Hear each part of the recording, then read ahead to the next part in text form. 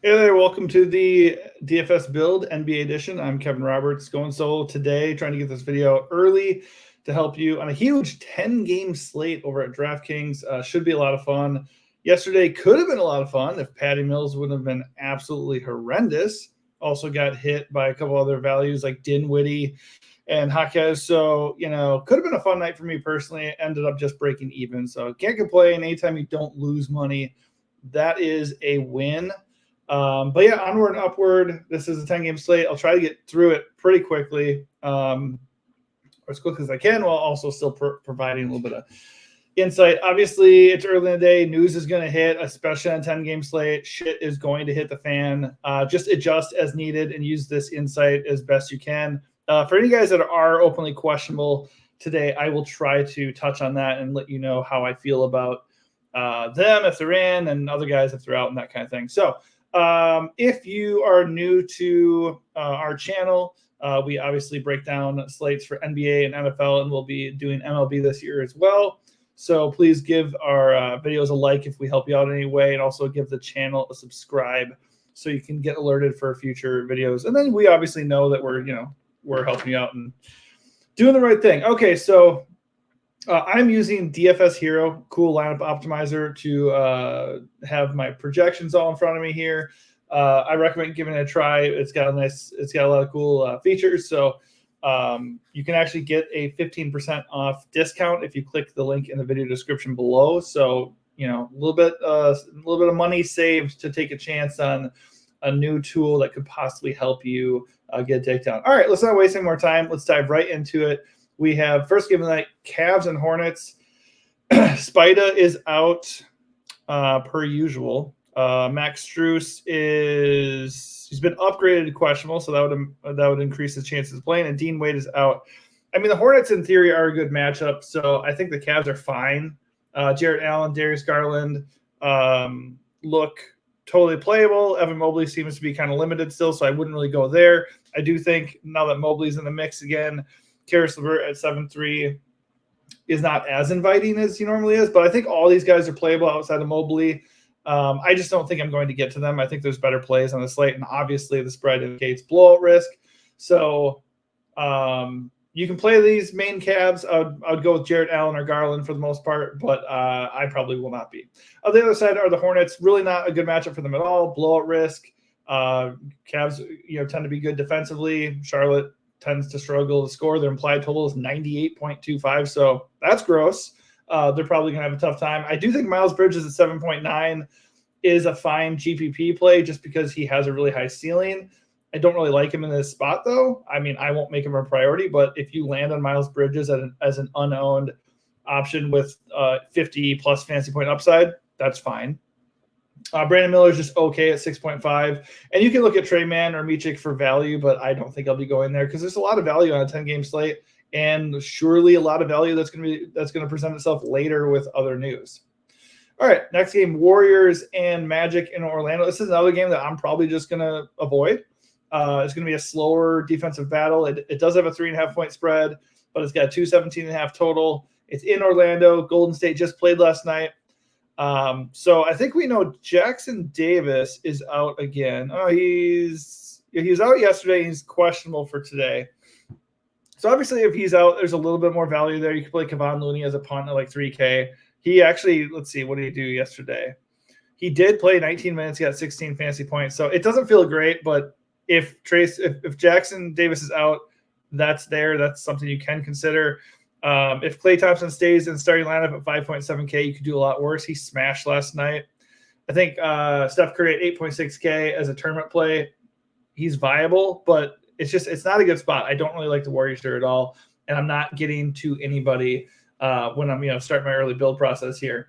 So yeah, I mean, those are the guys I would maybe go to if I'm looking at the Warriors, but I'm not interested in this game in general. I will point out on the other side for the Magic, Franz Wagner, his price has come down all the way to 6.4K. That's pretty appealing. He doesn't really project as like a smash play or anything.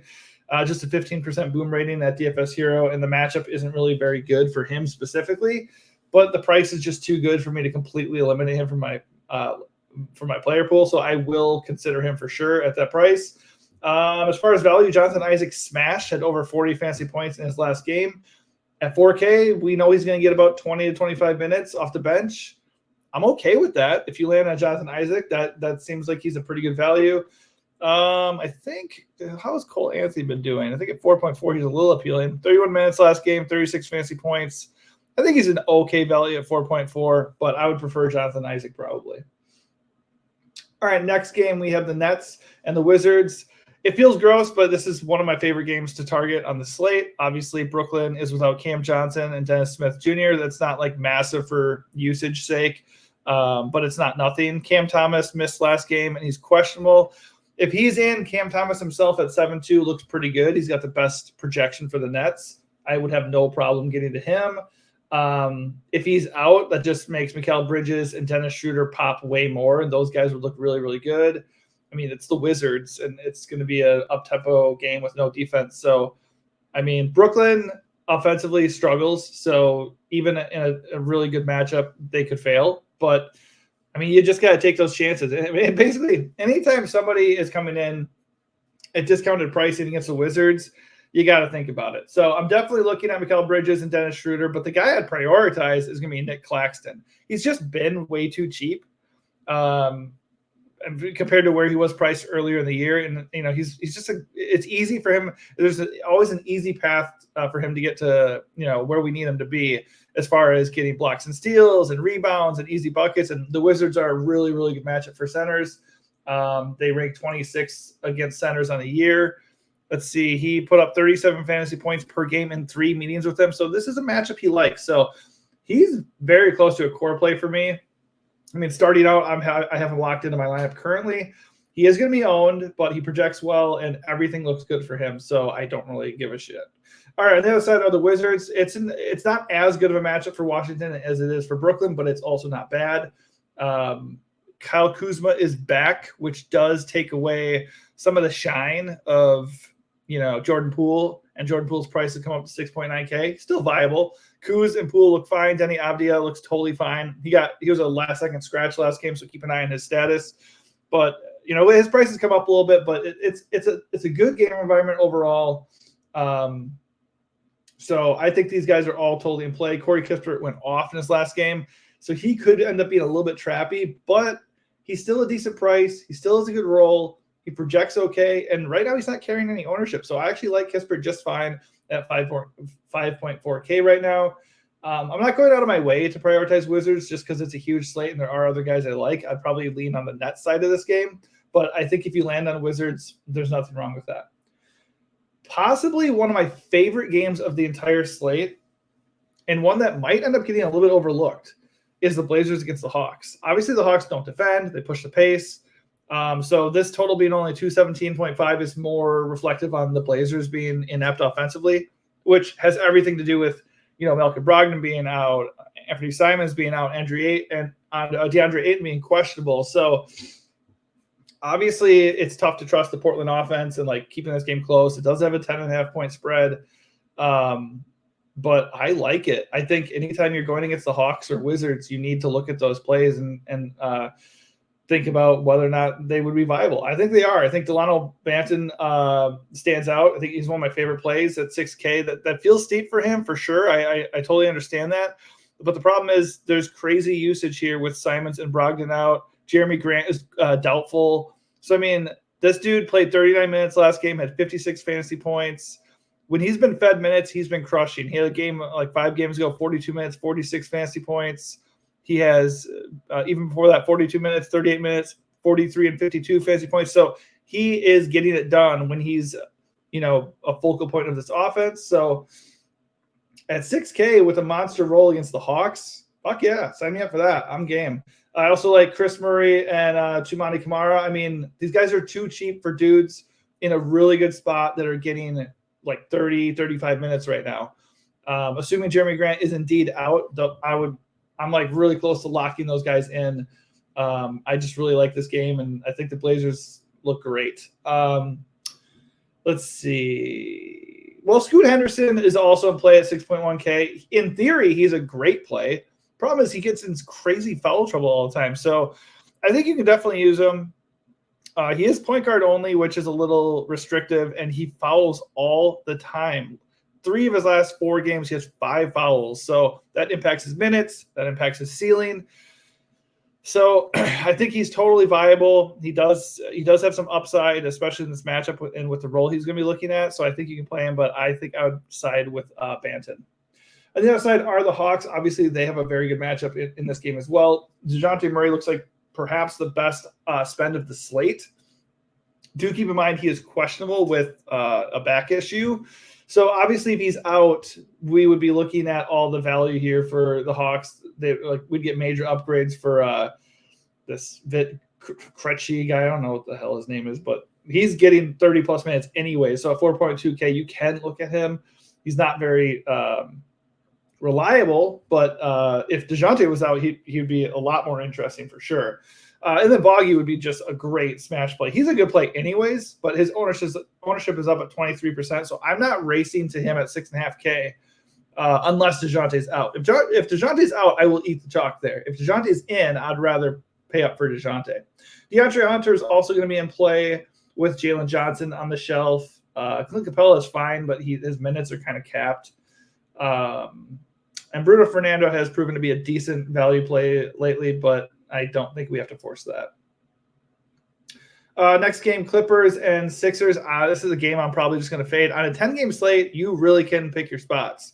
I was saying yesterday on a 4-game slate, you kind of have to try to hit the game that goes nuts and avoid like the crazy landmines more than usual. And I joked that the Kings-Mavs game would be a blowout and the Bucks-Lakers game would go into 4 overtimes. It went into 2 overtimes, and the other game was a blowout. So if you hit on the Lakers-Bucks game, you fucking kicked ass. And if you didn't on a 4-game slate, you were screwed. So, on the slate like this, though, if the Clippers-Sixers game goes off in the 1 in 100 chances that it's likely to go off, then you can still survive that. LA is at full strength, so you can pick your spots with LA if you really want to. Paul George, Kawhi Harden, James Harden, they all are fine. They're all decent prices. But nobody really stands out. So I just don't think there's much reason besides getting, decent guys at no ownership. That'd be the only real reason. But on a 10-game slate, you don't really need to worry about ownership as much. So I'm just not bothering myself with Clippers. They're fine, but I don't really want them. On the other side are the Sixers. This game only has a 5.5-point spread, which is a little bit weird. That makes me think that maybe one of the Clippers ends up sitting or something. So do keep an eye on that. If that is the case, I would imagine usually the spread would be a little bit longer.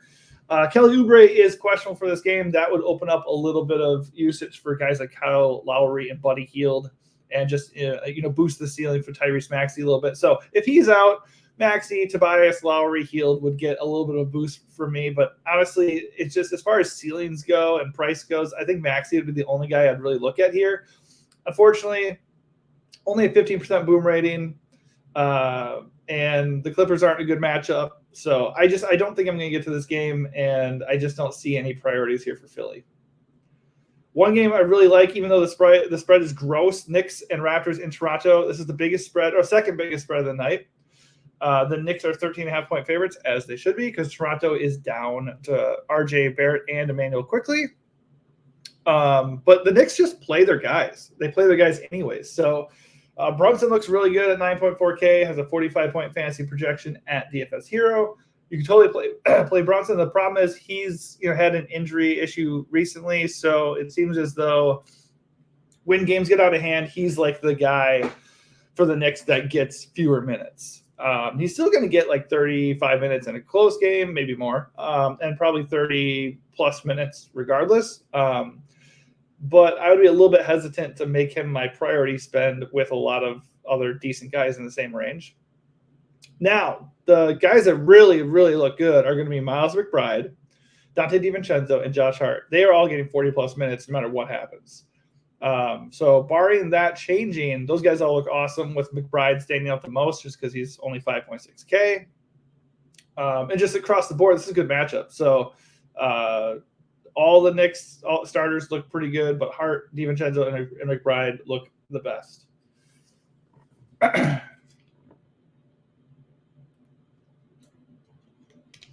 On the other side, this obviously has blowout risk. Whereas I'm not really concerned with that with New York. I would be a little bit concerned about that with Toronto. In theory, if the game stays close, Kelly Olynyk, Gary Trent, those two guys would have really good usage and be good plays. At their price points right now, if you believe the game can stay close, they are good plays.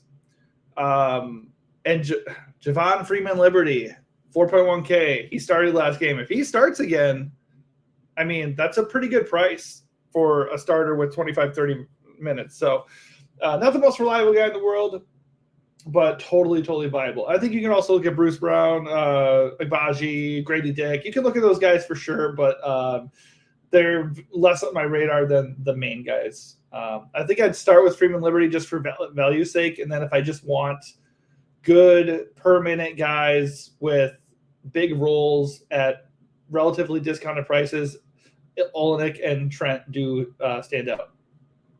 Another really good DFS environment for tonight is the Pacers and the Bulls facing off in the United Center. 2.5 point spread with Indy as road favorites. This game has a very nice 234.5 total. So in theory, if this game stays close, it really could be the game of the night. Per usual, the Pacers look good up top with Halliburton, Siakam, and Miles Turner. Halliburton projects the best. He's still a little bit too cheap for the ceiling he can provide.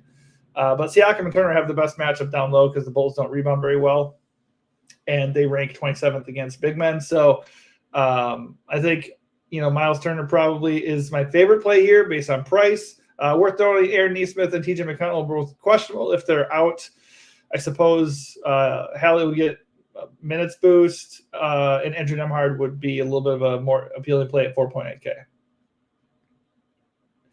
I think this matchup favors the Bulls more just because Indy is fast-paced and they don't defend. So I would really be looking more at the Bulls. It would start with DeMar DeRozan. He projects the best. He's cheaper than Vooch.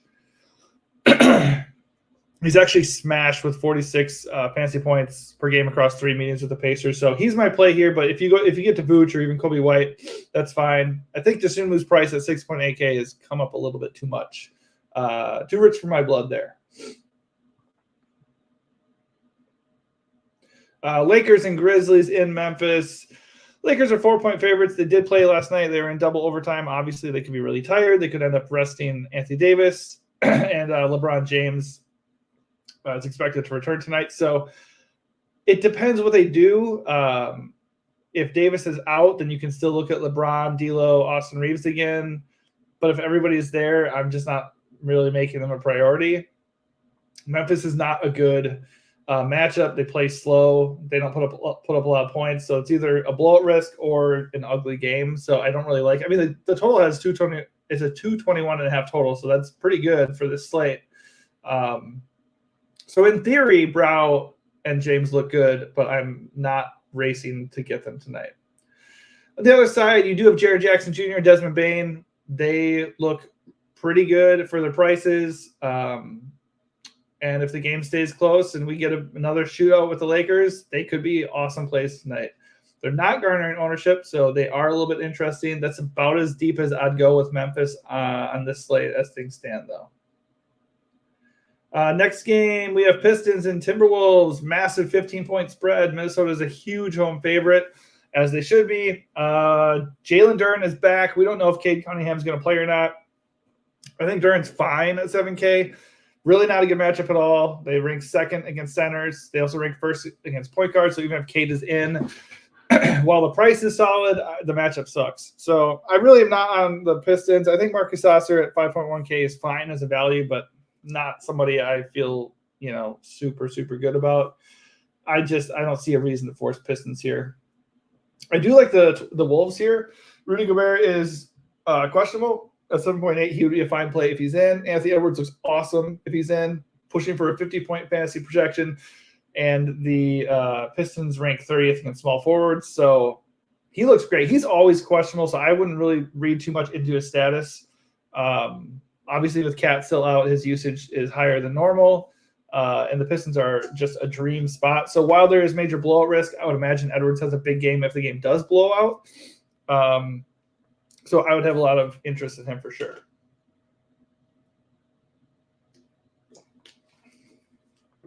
Not really super interested in anybody else. If Rudy's out, Naz Reid's totally fine at 6.8K.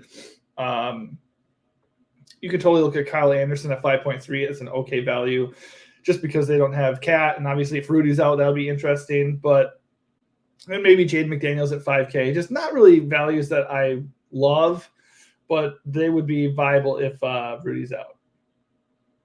Last game tonight, I didn't put it up here, but it's the Rockets and Thunder. It actually has a pretty good spread. 231.5 spread, or 231.5 total, 7-point spread. So I meant the total. So it's got the second best total of the night.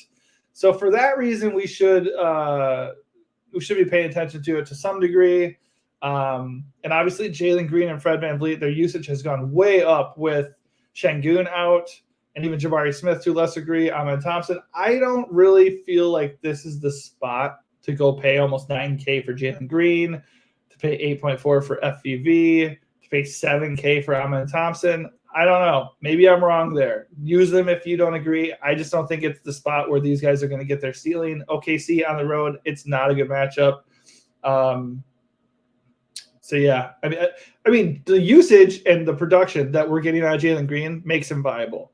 But the price point and the matchup and just the fact that there's other plays that I like better is probably going to keep me off the Rockets overall. OKC, obviously, I think SGA is going to be interesting in the fact that he projects well. He's not really too expensive for who he can be. And right now he's not carrying a lot of ownership. But if DeJounte Murray is in, I want DeJounte Murray over him because he's cheaper and projects just as well and is in a better spot. If DeJounte Murray is out, SGA is going to get a lot of ownership. And if it ends up being the case where a lot of the ownership flocks to Lakers studs and SGA, I personally would just pivot from a 9.8K DeJounte to a 9.7K Anthony Edwards. I actually like the idea of pairing them anyways, but I might just build my lineup with that in mind. So if DeJounte's out, I would then go get Boggy and maybe another one of the Hawks values, and then I would pivot with Ant be my stud for the night. It's just not a night. There's no Giannis or Jokic or Luka. Like, we don't have to go pay for SGA and LeBron or Brow on this slate. I mean, in my opinion, we don't have to. It's a 10-game slate. You're spread out. Nobody on this slate is like a lock for 70 or 80 fantasy points. Like, you know, if it would be the case possibly if one of those guys were there. So that's just my strategy. That being said, SGA is a good play. Totally fine with SGA if you get there. Chet and Jalen Williams are right behind him. I run up right behind him, but as far as beyond OKC, they'd be the next two plays that you'd be wanting. And I'm not really interested in anybody else. All right, that does it for the game-by-game breakdown. Let's real quick look at the user ownership projections. Bruno Fernando as top chalk right now. That's interesting. I don't think I'd be doing that as things stand. Just the way I'm constructing my lineups, I'm not looking to force a bunch of studs in my lineup. I like a lot of the mid-range plays tonight. I think Trendon Watford's another chalky guy that I could probably get away from unless I felt it was super necessary to pay all the way up for a bunch of guys. I like Boggy. I like DiVincenzo. Love Claxton. I like Schroeder. And I really like DeJounte Murray. So there's a lot of good chalk here that I'm very, very much in on tonight. But the most chalky plays here that we're seeing, Bruno and Watford, those guys I would probably be underweight or get away from in single entry lineups. As far as boom rating goes, this aligns with what I was looking at and how I was feeling before I really started looking at this slate. I love DeJounte if he's in.